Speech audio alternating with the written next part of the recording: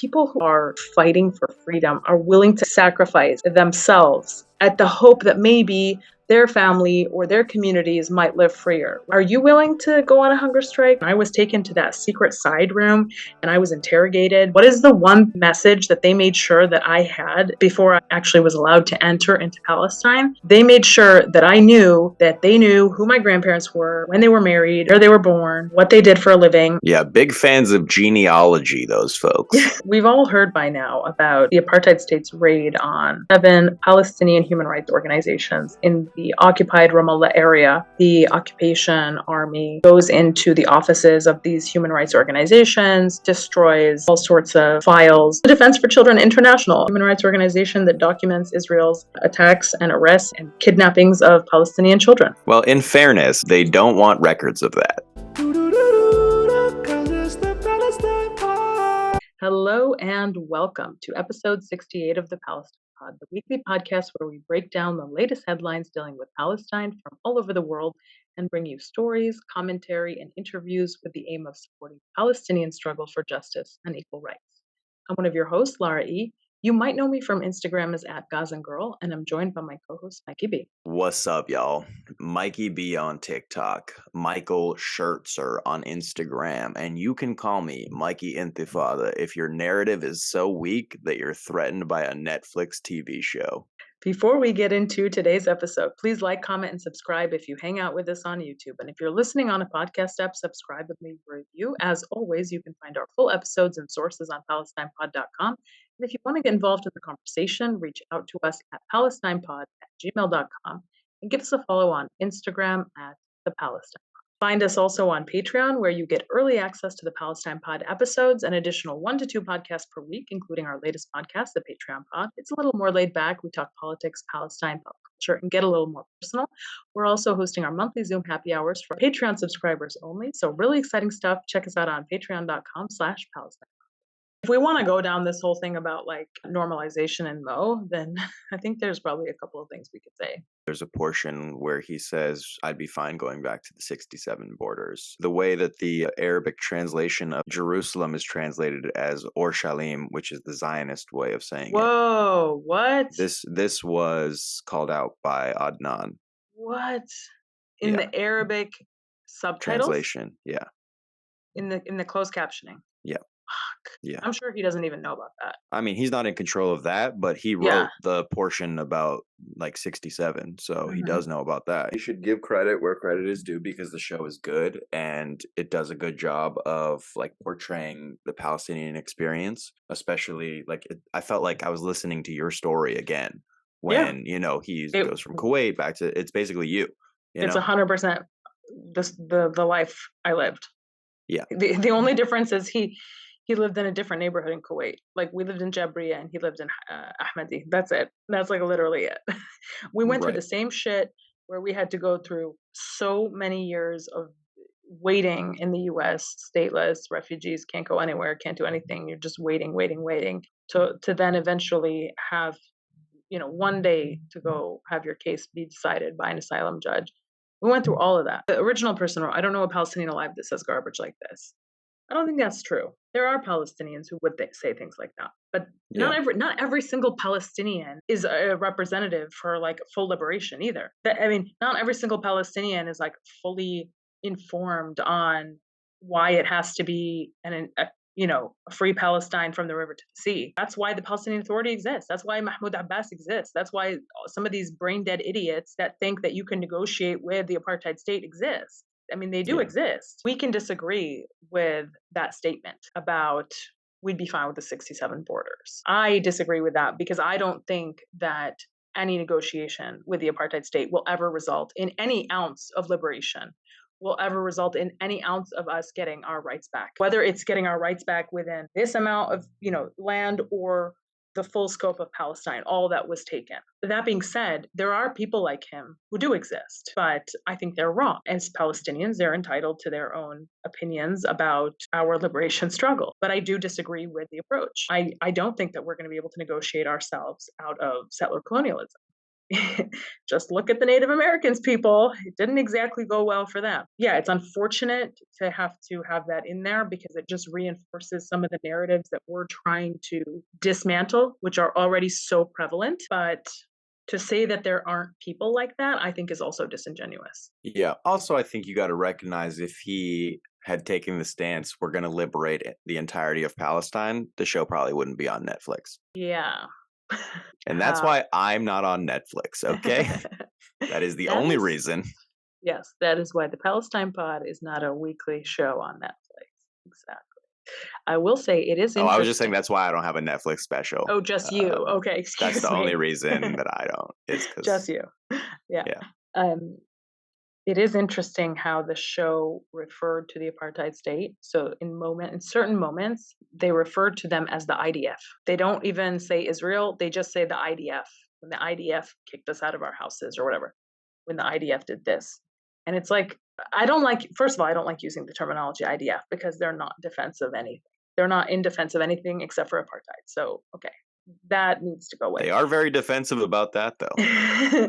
But it's a bit confusing. If you don't know, you're like, what's the IDF? Like you're watching this, you're like, I don't know what that is. And then also, I think in certain moments, there was a reference to the IDF when they were talking about 1948. And it's like, they didn't even exist at that point. We're talking just about like Zionist gangs, like literal Militias. Yeah. militias, like people that just like, Terrorists. yeah, exactly. And so it's not Organized even terrorists who had come from Europe with experience in fighting the World War. They had money, they had guns, they had intelligence, they had what are called village files, meaning that they had scoped out the entirety of the land of Palestine, taken extensive notes on the possibility of resistance. So they knew how many like guns were in specific villages, they knew who had them, they knew who to first target to stop any type of resistance from within. right. So it's not historically accurate to refer to anything during the Nakba time as the idea, right? Right. So that was an interesting choice of words. But occasionally they did use the word the Zionists. And I thought that was also a little bold because I wasn't sure that they were going to be able to say that. But I thought that was very good that it managed to get out. These days, the Zionists is like the preferred terminology, you know? And if you By talk who? to By like, Zionists? no, by Yeah. like Palestinians, I Oh, for think. sure. For sure. Yeah. And like, you know, if you talk to Zionists, they'll try and be like, people are just switching out Zionist for Jew. And it's like, I guarantee you I'm not. You know what I mean? I Right. guarantee you I mean Zionist. I thought it was also kind of strange how they have a character who kind of like represents Zionism in Right. the shop. And it's like they get along, like they hang out and play It was cards and weird. stuff. And I was like, I don't love that, honestly. Because that was very normalizery. I'm cutting out people in my own life. You know what I mean? So it doesn't Right. make sense for there to be a representative on the show. Right. That is, able to put that all behind him. To just And play cards with a guy who right. seems to insult everybody in every scene for no reason. Right. But maybe that's, I mean, I don't know, like, maybe the fact that it's so unbelievable is what we're supposed to get from it. I don't know. Maybe we're not supposed to receive But the it thing as, is that it's not unbelievable that that guy would act that way. Oh, you think it's unbelievable that he would just like be included yeah, in the group? Yeah, yeah, that is exactly. unbelievable. Yeah, Yeah. it's a very strange dynamic that they've created. So I don't know what we're supposed to get out of it, but at first glance, it does seem a little normalizery. But then do they need a guy that will just present those views so that then they can Yes. have something Yes, to that's what it is. yeah, He's there to deliver exposition, right? And right. to provide context for the position of Mo and the rest of the people in the show. But yeah, it just feels icky. It feels like if we could all just play, Mahjong or whatever the fuck they're then we would playing. just solve all these problems. Yeah, it does seem like they're oversimplifying that. They're playing Tamid. Oh yes, Tanit, Card. I remember. Card. Yeah. I'm sorry, I was just Mahjong. Palestinians, we are known for our love of mahjong. Oh yeah, big game in Bethlehem. So we've all heard by now about the apartheid state's raid on 7 Palestinian human rights organizations in the occupied Ramallah area last week. And we know that a lot of you may have seen the videos circulating on social media. The occupation army goes into the offices of these human rights organizations, destroys all sorts of office supplies, files, documents, can be seen sitting around in the chairs of the employees of these organizations and basically just creating and leaving a trail of destruction behind them. And in the aftermath of these raids, the apartheid state reiterates its absolutely unsupported claims that these human rights organizations are front groups for the PFLP and are, as a result, quote unquote, terrorist organizations. Now, we've talked about these organizations before because previously the apartheid state has designated them as so called terrorist organizations, and the US and the EU have come out and said that the apartheid state has provided absolutely no support for such designation and that they do not agree with the designation made by them. And In despite, other words, they're lying. yes, and despite this reaction by the US and the EU, the apartheid state has taken it upon itself to conduct these physical raids whereby they have destroyed years and years of research and work and documentation on their own human rights abuses of Palestinian children, women, and youth, and have done so in the utmost impunity because in the aftermath of these raids, you have the US and the EU, which are both saying, yeah, we still don't think that these guys are terrorist organizations and we totally disagree with this designation. But they have refused to step up and to apply any sort of pressure on the apartheid state to hold them accountable in any sort of way for having carried out these raids. So Yeah.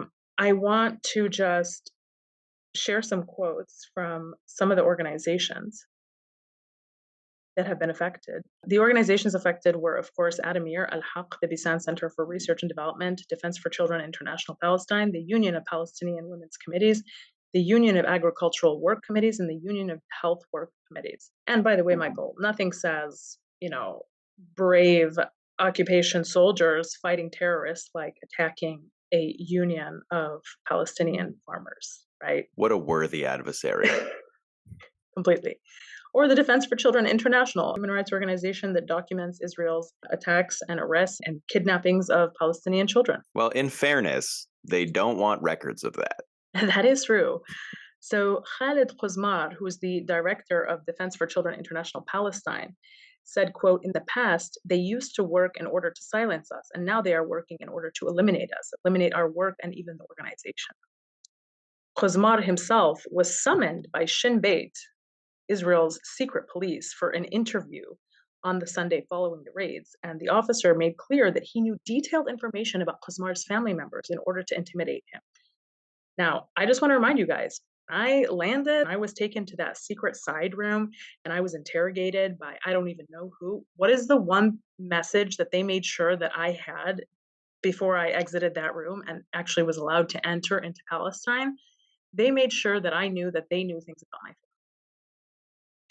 They made sure that I knew that they knew who my grandparents were, when they were married, where they were born, what they did for a living. They made sure that I knew that they had photos of my family, that they could tell me who was related to who.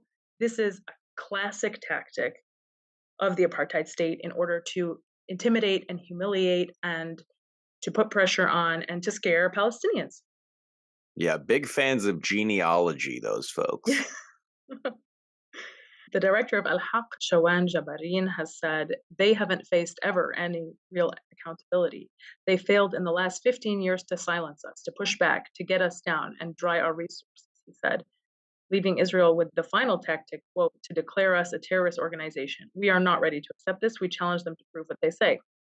Now, of course, they will never be able to prove this because they have been making these claims now for over a year and been unable to come up with even a shred of evidence. They broke into the offices and they still didn't do any work. They just sat around. You know what I mean? Right? Like very Right? on brand for them. Extremely. Sat around, put their feet up on the desks. Just Made it so, smell bad, like yeah. just fucked up the place. Quzmar, somebody claiming to be an agent with the Shin Bet, called Jabarin, who is the director of Al-Haq, and summoned him to a nearby military base. Jabarin, who said that the phone call was of a threatening nature, quote, refused to comply. And he said, if they have a problem with Shawan Jabarin, the only thing I ask for is due process and a fair trial. Let them take me today, he said, pledging to continue the organization's human rights work despite the first threats. And they're like, we'll be right over. Jabarin also said, if there's one person who should be behind bars, it's Mr. Gantz and his commanders, those who were responsible for committing war crimes in occupied territory, including Gaza, East Jerusalem, and the West Bank. That is true. History will remember that, but doesn't seem like a great situation to be in. Yeah. A classified CIA report, the agency was unable to find any evidence to support Israel's decision to designate the Palestinian groups as terrorist organizations. And Electronic Intifada has reported that the U.S. agency received intelligence from Israel regarding the designations, but like multiple European countries, quote, did not find any evidence to support the claim. So I wonder, what is Israel sending at, the Europe and the CIA? They're not sending them evidence. So what are they sending them? Just drawings in crayon. What are the files that are being sent? Everyone who's opening them is like, they don't say what you say they say. The people at the State Department thought it was spam. I don't know, man. Yeah, and on top of that, about a month ago or so, the 9 member states of the European Union said in a joint statement that no substantial information was received from Israel that would justify reviewing our policy towards the 6 Palestinian NGOs. And we already covered that. But, it's just, it's wild because it shows the disconnect between the United States intelligence that's coming out that they're obviously not terrorist organizations. There's no information to support that. And then the State Department, who is unwilling to take a position one way or another, and they're just like, listen, Israel says they're a terrorist and we gotta listen to daddy.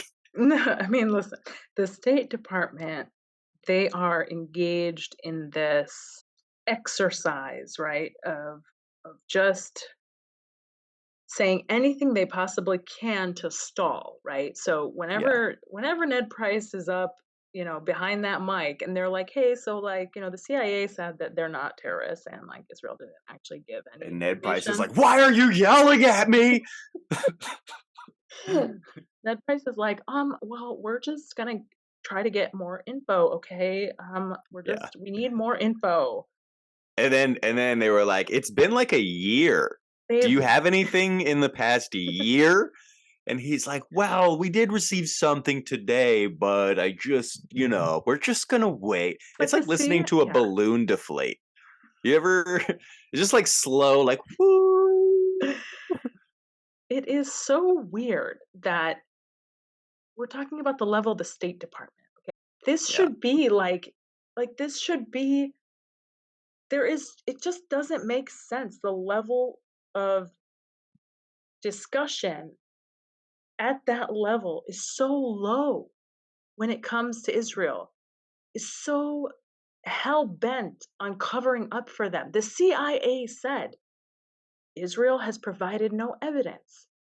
Ned Price says we are waiting for more info. They've had over a year to provide you with the info, and the info they've provided shows nothing. So and it's not like the CIA cares about good intelligence. No. You know what I mean? The CIA did Iraq, right? So they were the weapons of mass destruction, folks. It's not like they are hell-bent on keeping accuracy to the facts. So it's if they say there's no evidence to support it, they really found nothing because they like to make shit up. Sure. Totally.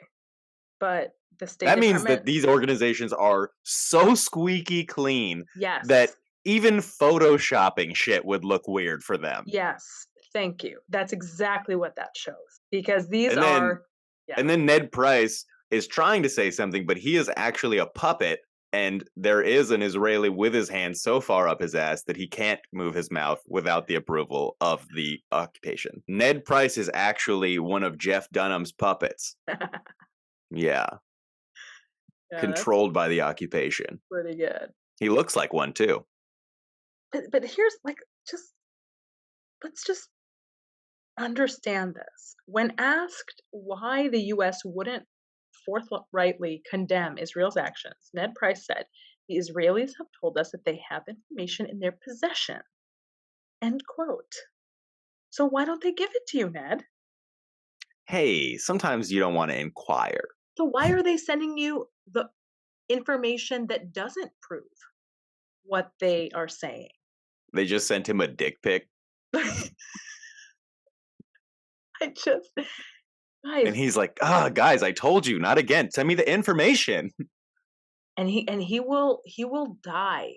He will go to his Hopefully. grave. No, he will go to his grave being like, but they said they Yeah. have info. Yeah. We're waiting on more information. His last words. Guys, Israel said, I believe them. Imagine oh my believing an God. organization that is responsible for the most amount of lies in the history of like the last 70 years. Yeah, I mean, take a look at they lied about they lied about Everything? murder. No, but just in the same like news cycle, right? They lied about murdering 5 Palestinian children in Gaza who were Yeah. visiting their grandparents' grave at the cemetery. They Yeah. lied about it. And They then lied about went, murdering Shireen Abakla as well. and then they came out and were like, "Oopsies, it was us after all," And it's like, Big okay, so you whoops. lied. So you lied. Whoops. So you always lie. In fact, we have like 2 documented instances of you lying and coming out and being like, "Yeah, it was us," and Yeah. nothing happens anyway. But so you lie, and then it's a lie because you've admitted that it's a lie. They're a habitual lie stepper. Here we are again, and Ned Price is taking them at their word, as if they are the most credible source to be relied upon. It just doesn't make any sense. Well, it makes sense if you follow the money.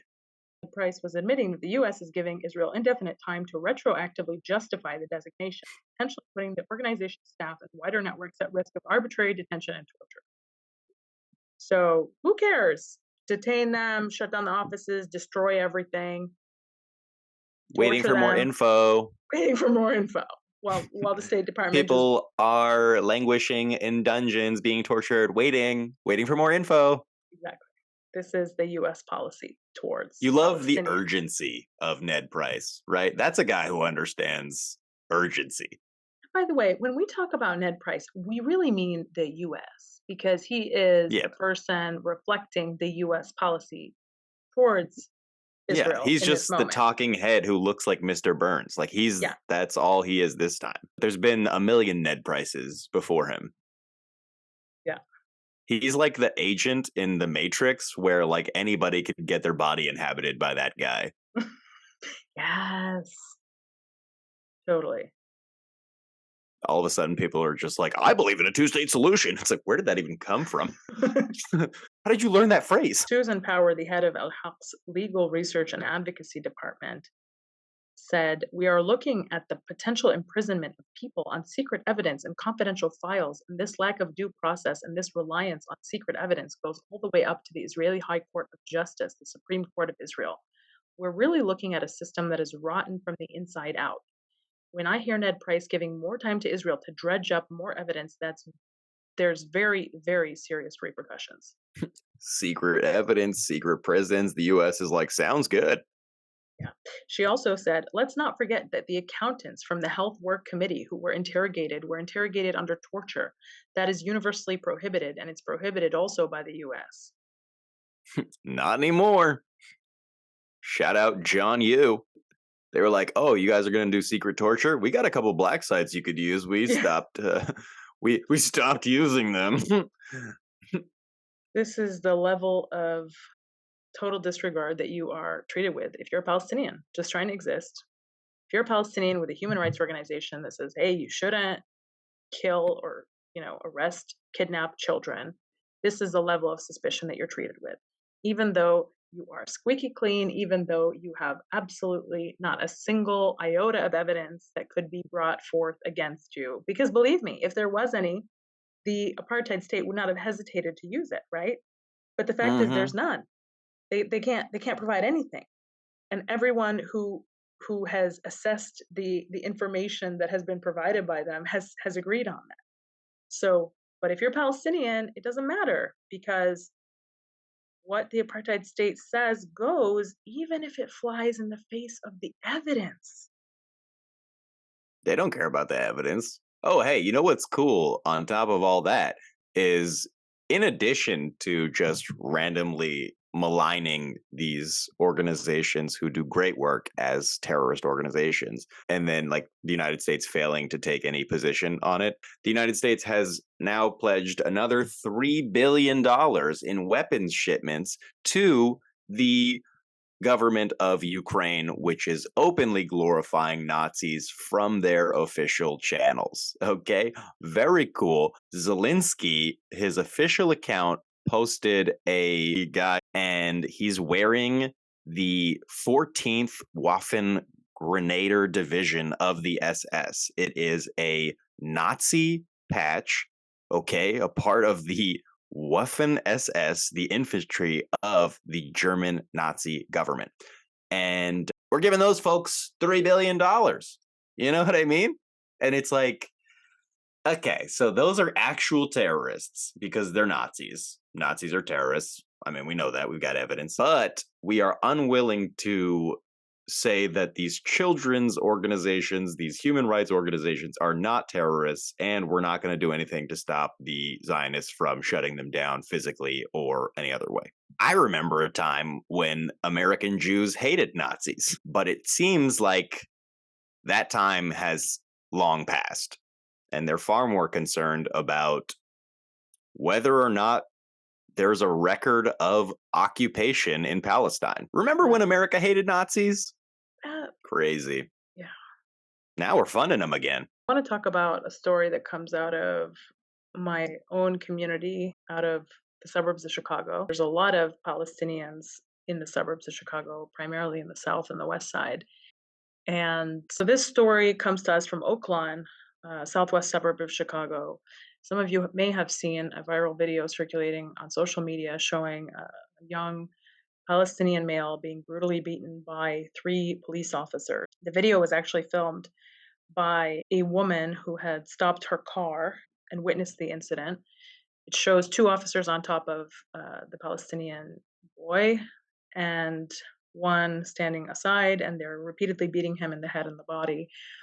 Um, at some point, the third officer appears to place his knee on the Palestinian boy's head or neck before the three officers finish handcuffing them.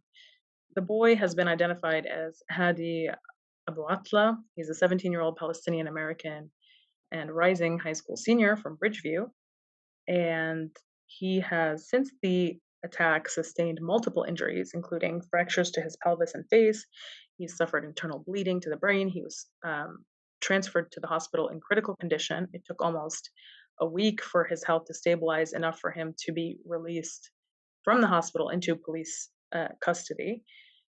And this incident is reviving questions about the use of police brutality, of course, on Black and Brown people, people of color, minorities in general, and is definitely showing how Palestinians in exile, in moments where, in spaces where we think, okay, we've escaped the apartheid state. We've escaped, the belly of the beast, the place where we really are at most risk of state violence, are haven't really escaped at all because we are being viewed through, the same lens by the oppressive forces at work in the places that we are in. I am curious about the level of police violence that comes out of the southwest suburbs to Palestinians or Arab communities in general, because there are huge, huge Arab communities, mostly Palestinian, but Syrian, Jordanian, and Iraqi, and others as well. And I wouldn't be surprised if those levels of police violence were inflated and obviously far worse than what white individuals face when they encounter the police. And I'd like to highlight a story of a friend of mine. Her brother was murdered by the police in Long Beach on May 27th, 2015. Long Beach Police Department officer Matthew Hernandez murdered Faraz Morad, and he was an upstanding citizen. He was a sweet boy who had his whole life ahead of him. He was a brilliant student, and he was stolen. He was stolen from his family because of the way the police are trained to interact with people of color. It is an automatic suspicion of guilt, a suspicion of danger until neutralized, basically, right? And even then, we've seen where people are bleeding out and they still get handcuffed. AAAN, which is an organization in the suburbs of Chicago working on issues related to discrimination of Arab Americans, actually published a report in July 2022 exposing a surveillance and data gathering program used by Illinois law enforcement agencies against Arabs, Muslims, and other communities of color, including obviously Palestinians, and putting all of these communities into the U.S. counterterrorism nexus. And the report finds that police departments like Oakland's police department participate in programs which have the effect of targeting and criminalizing Arabs and Muslims for everyday activities and stereotyping them as the local face of the enemy abroad. So some of these tactics, which are traditionally exported and used within the context of foreign policy, end up being applied at home against Arabs, Muslims, and people who look like Arabs and Muslims in the US. And it's the same type of state violence that we allow to take place every single day against Black and Brown people now being applied to Arabs and Muslims and people that look like. Part of the struggle against police brutality is a struggle really against police brutality against so many different communities.